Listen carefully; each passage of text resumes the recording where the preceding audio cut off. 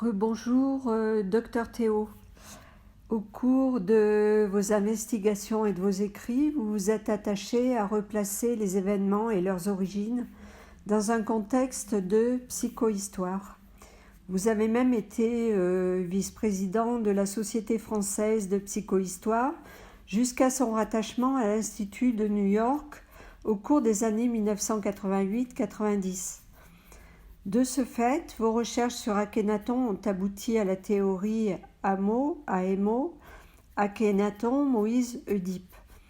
Vous vous êtes efforcé tout au long de votre carrière à analyser le déroulement des faits avec rigueur, méthode, et cela vous donne souvent une vision futuriste de l'ordre mondial.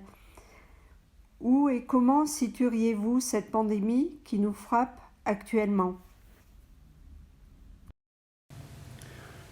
Vous faites bien de citer la psychohistoire. Et vous avez voulu faire référence aux fondamentaux de la psychohistoire, c'est-à-dire les scènes primitives et ses travaux sur Akhenaton, Moïse, c'est-à-dire sur l'origine des monothéismes et de la civilisation occidentale. Tout cela, aujourd'hui, est complètement négligé. Ça entre dans l'indifférence totale de la culture, temporairement. Il y a quelques dizaines d'années, c'était encore assez vif, il pouvait y avoir un intérêt vif. Actuellement, on s'en fiche complètement. La concentration se fait plus sur un temps réduit, sur un temps rapproché. Et comme nous sommes dans l'histoire, même à cette vitesse et à cette contraction du temps, je vais vous soumettre à votre écoute un extrait d'une vidéo d'un enregistrement télévision d'il y a une cinquantaine d'années, par un scientifique important qui était le fils d'un très célèbre scientifique aussi, et le père d'un autre savant qui a marqué aussi dit à l'ordinateur, qu'est-ce qui va se passer ? siècle. L'ordinateur a montré que si tout continue de la même façon, vers les années 2030 à peu près, approximativement, donc dans 50-60 ans, il y aura une chute brutale de la population d'à peu près les 2/3. On peut dire réellement, sérieusement, aujourd'hui que l'humanité est menacée. Oui, certainement. Il est extrêmement difficile de donner un délai, si vous voulez. À quel moment est-ce que ça sera à quel moment est-ce que ça sera la catastrophe ? Ça c'est difficile. Eh bien, ce qu'on peut dire, je crois que là, ça a été étudié par différents groupes, en particulier le fameux groupe de Rome, qui est un des groupes de savants de très haut niveau, vraiment extrêmement modérés et prudents et précis dans leur méthode de travail, qui ont travaillé avec le MIT, c'est-à-dire le Massachusetts Institute of Technology de Harvard, Boston, oui. Parfaitement. Et ils ont quand même étudié les choses de façon très approfondie, et précisément dans ce domaine de prospective, pour tâcher de voir un petit peu combien de temps on pouvait courir sur notre lancée actuelle.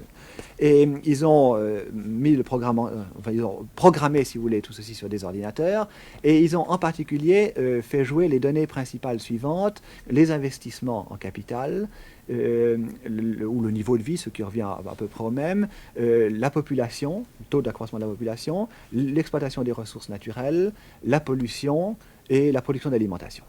Et ils ont mis ceci, si vous voulez, je schématise un petit peu parce qu'on ne va pas consacrer trop de temps maintenant, ils ont mis tout ceci dans un ordinateur, et ils ont dit à l'ordinateur, qu'est-ce qui va se passer ? L'ordinateur a montré que si tout continue de la même façon, vers les années 2030 à peu près, approximativement, donc dans 50-60 ans, il y aura une chute brutale de la population d'à peu près les 2/3. Notez bien que ces 2/3, c'est un chiffre qu'on retrouve dans toutes les grandes catastrophes naturelles, chez les animaux, quand il y a des explosions de population chez les insectes ou chez les fameux lemmings, vous savez, ces petits rongeurs, etc., ou même chez des cerfs, des chevreuils, etc., on retrouve ce même chiffre. À peu près les 2/3 de la population disparaissent au moment où il y a eu un excès de population, une explosion de la population. Mais est-ce qu'on peut sérieusement imaginer que c'est aussi dramatique ? Oui, attendez, vous allez voir, il faut continuer un petit peu ceci. Alors là-dessus, ils ont dit, bon, mais qu'est-ce qui se passe si on fait un effort énorme et on réduit la pollution de temps et temps ? Totalement insuffisant, 2030, même catastrophe. Alors, ils ont fait varier tous ces différents facteurs et toujours, quelles que soient les façons dont ils les trouvaient, systématiquement, on annonce cette catastrophe pour cette époque-là. Donc, une réduction de la population d'à peu près les 2/3 pour toute la Terre. Mais c'est peut-être Alors, une solution, non? Oui, on va y arriver, vous allez voir. Ouais. Si on est dans le dernier tiers. Bon, alors là-dessus, ils ont posé le problème à l'envers. Ils ont dit à l'ordinateur, alors qu'est-ce que tu veux qu'on fasse pour qu'en l'an 2000, on soit stabilisé? Alors, l'ordinateur a répondu, il faut réduire les investissements. Et vous voyez notre société de consommation, ce qu'elle va faire. Réduire les investissements de 40%, réduire la pollution de 50%, réduire la pollution de 50%, réduire l'exploitation des matières premières de 75% et réduire la production alimentaire de 20%. Oui, mais enfin, est-ce que c'est imaginable, compte tenu des croyances religieuses, de stopper la natalité ou de la freiner? Est-ce que c'est imaginable, alors que les 3/4 de l'humanité sont en état de sous-développement, de freiner le progrès économique? Eh bien, vous venez de répondre à la question que vous me posiez tout à l'heure. Est-ce que vraiment l'humanité est en danger? Alors, vous voyez, on trouve une solution, n'est-ce pas? Et vous dites vous-même, la solution est impossible à appliquer. Ben voilà le danger. Donc, voici ce qui me permet, ce qui vous donne ma réponse. Vous demandiez où situer cette pandémie et comment la situer. Eh bien, cette pandémie se situe à ce point-là, à ce point qui était désigné il y a une 50aine d'années par des gens qui y pensaient, qui l'avaient demandé, les militaires avaient demandé ces rapports, évidemment pour s'y ajuster, pour y adapter leur agenda. Par conséquent, ils étaient certainement très attentifs, puisque c'était principalement les militaires qui avaient demandé au MIT de faire ces rapports donc au cybernéticien Von Foster. Et donc, leur attention a été maintenue et leur préparation a été maintenue. Jusqu'à ce jour, jusqu'à ces jours-ci présents, auxquels ils se sont préparés en fonction de l'idée qu'ils avaient de ce qui allait arriver. Et donc voici où nous sommes. Nous sommes sur ce programme, et cette pandémie arrive sur ce programme planétaire et globalement militaire de protection de la planète et de l'humanité par les forces armées. Maintenant, comment la situer autrement? Comment situer cette pandémie autrement que par comme ça cet agenda de date? Eh bien, la psychohistoire surtout la psychohistoire américaine, nous invite et suggère que soit très importante la considération de la psychologie du leader, c'est-à-dire du gouverneur, de celui qui gouverne. Donc, pour situer cette pandémie, il faut la situer, d'après la psychohistoire, entre autres, mais de façon essentielle, il faut la situer dans la psychologie de celui qui nous gouverne, de celui ou celle qui nous gouverne. Et actuellement, on sait que c'est une psychologie, donc on se permet d'étudier son enfance, comme pour étudier ce qu'on appelle les complexes d'Oedipe et autres complexes psychanalytiques et de psychohistoire. Donc ce gouverneur actuel qui avait, on le sait, on peut s'en instruire et se renseigner, donc un rapport très particulier à la médecine, en général, avec une... je ne vais pas en faire la clinique ou de diagnostic, mais c'est assez extraordinaire de voir le nombre de médecins femmes et hommes qui étaient autour de son berceau et de sa jeunesse. Et lui était le seul quasiment à ne pas être de cet ordre, ce qui donne ce que l'on peut imaginer de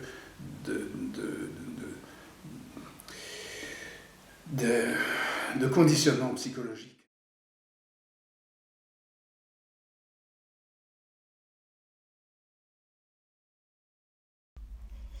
Donc, à partir de cet ordre mondial touché par cette pandémie, vous pointez sur l'individu et celui désigné pour nous gouverner. Diriez-vous que nous sommes entrés dans une extinction de l'humanité gérée au plus haut des dirigeants? Comment l'individu pourrait-il contrer ce qui se dessine comme une catastrophe? Maladie, réchauffement climatique, migration. Vous parlez d'une extinction de l'humanité. C'est quelque chose qui est assez connu et envisagé en termes de 6e extinction. Il s'agit de la biosphère, l'humanité en faisant partie. Mais vous ajoutez donc qu'elle serait gérée par les plus hauts grades des dirigeants. Eh bien, si réellement ces dirigeants ont demandé un rapport de datation concernant ces événements, certainement ils vont se piquer d'intérêt d'en être à la manœuvre, avec la certitude qu'ils ont de servir à grand-chose.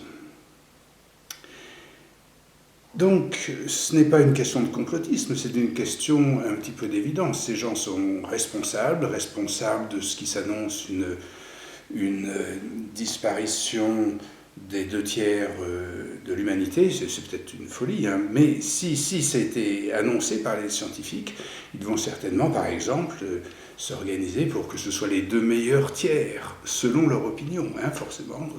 Ce sont des choses toutes simples, humaines et logiques. Alors pour mieux appréhender le réalisme de cette éventualité, on peut se servir justement de la psychohistoire, nous est utile. Hein. Aurobindo est un des grands représentants de la psychohistoire. Il l'a examiné, il l'a théorisé, il a décrit le cycle humain à ce titre. Et lui-même s'est éteint en 1950, c'est-à-dire juste après la fin de la Seconde Guerre mondiale. Selon c'est son modèle, le modèle qu'il a appliqué de la psychohistoire, un modèle qu'il a tiré de Karl Lamprecht, un Européen d'Allemagne, antérieur à lui. Hein. C'est-à-dire, il y aurait, ce modèle est celui-ci, d'un âge matérialiste qui a occupé le 19e siècle, puis à partir de 1900, le XXe siècle a été occupé par un âge, si on peut dire, il l'appelle comme ça, de vitalisme. Et en attendant, ce qui allait arriver à l'issue de cet âge de vitalisme, c'était un âge mental, on va dire. Hein. Alors qu'est-ce que c'est que cette vitalité? Ça correspondait au psychisme, ça correspond aussi principalement à l'individualisme. Donc, le premier âge du matérialisme, c'est celui donc du premier développement industriel. Il est appelé par les sociologues l'ère des masses. Et puis, il a été suivi par cette ère qui a débuté avec la psychanalyse, hein, et qui a introduit dans la pensée matérielle un concept de psychisme. Et aussi une théorie de l'individu qui s'est appelée le moi en sociologie, et enfin durant toute la pensée du XXe siècle, en fin de compte. Ce que Aurobindo a cru pouvoir montrer, dire et expliquer, c'est que entre l'âge matérialiste et l'émergence de l'âge vital ou psychique, il y a eu une collision qui s'est vue dans les deux guerres. Elle était provoquée par une précipitation du vitalisme que l'on a vu dans la déviation de la psychanalyse, c'est-à-dire de la science du désir, de la science de la libido, cette précipitation dans la propagande et la publicité qui était animée par le neveu de Freud, Bernays.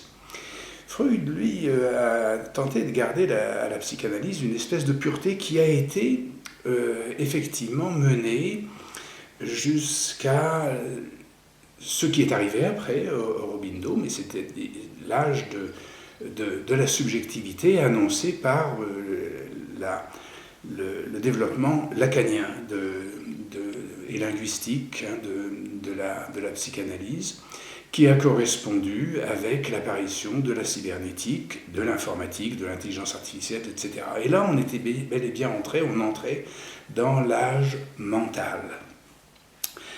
Alors bien sûr, ce schéma procède du grands modèles védantiques, du physique, du vital, du mental. C'est probablement pas quelque chose d'idiot, puisque ça fait des milliers d'années que l'on pense avec ça. Et effectivement, on voit très bien coïncider les choses, enfin ce modèle avec les événements des temps présents. Et Aurobindo faisant noter ou relevant le fait que cet enchaînement rapide et systématique et nettement organique, c'est-à-dire très réaliste des trois temps, des trois âges, indique une possibilité à ce moment-là d'un phénomène psychohistorique qui mène à une conclusion qu'on peut appeler spirituelle, mais en tout cas qui dépasse l'âge même mental et qu'il a appelé le supramental. Le problème qui se présente, c'est à l'image de ce qu'on a vu de collision et de précipitation du vitalisme dans le matérialisme, au moment du passage ou de l'introduction de l'ère mentale, il risque d'y avoir ce type d'événement qu'on va même appeler une explosion. Et c'est ce que nous observons là, en 2020, selon ce schéma. Alors ce schéma des deux tiers de disparition de l'espèce humaine a été, c'est là où il faut le remarquer, a été conçu avant que l'on connaisse exactement ce qu'allait être, comme on le voit aujourd'hui, l'ère et la phase mentale, informatique, a été conçu au milieu du siècle vital. C'est-à-dire que c'est typiquement un modèle forgé à l'acmé de cette conjonction du vitalisme matériel et de l'individualisme. Et on peut se demander s'il n'est pas quelque peu, s'il ne manque pas d'une certaine maturité, s'il a vraiment pu tout concevoir dans sa prédiction. Alors il aura, si c'est une prédiction auto-réalisée comme ça, il aura effectivement suggéré et préparé, il se sera déroulé avec une espèce de fanatisme de l'individualisme et une sacralisation publicitaire, spectaculaire des leaders, de ces espèces d'individus confectionnés dans ce vitalisme matériel assez primitif et catastrophique. La psychohistoire évoquait, au moment d'Aurobindo, Aurobindo évoque effectivement le grand danger de l'explosion d'un vitalisme précipité comme ça dans le futur et qui en fait gère une catastrophe, mais c'est bien la catastrophe qu'elle crée. Alors, qu'il y ait une sixième extinction, qu'il y ait des cycles naturels, c'est bien évident, mais il faut ajouter le fait, dans notre modèle qu'on vient de décrire là, le fait que il y a un autre grade que l'ego collectif, c'est-à-dire l'idéal du leader, du petit dictateur, du tyran et du surmoi.